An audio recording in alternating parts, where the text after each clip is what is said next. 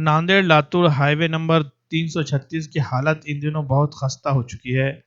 सड़क पर जगह जगह गड्ढे हो गए हैं, जिसकी वजह से यहाँ आए दिन हादसा पेश आ रहे हैं और लोगों की जान को खतरा बना हुआ है।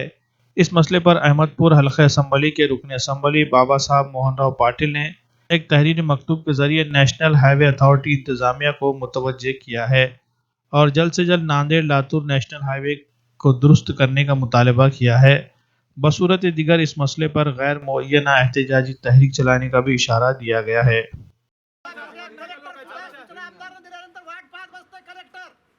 तुम्ही कोण आयएस अधिकारी वाट बघताय आमदार सांगितल्यानंतर हे रोलर तुमचं पाटील साहेब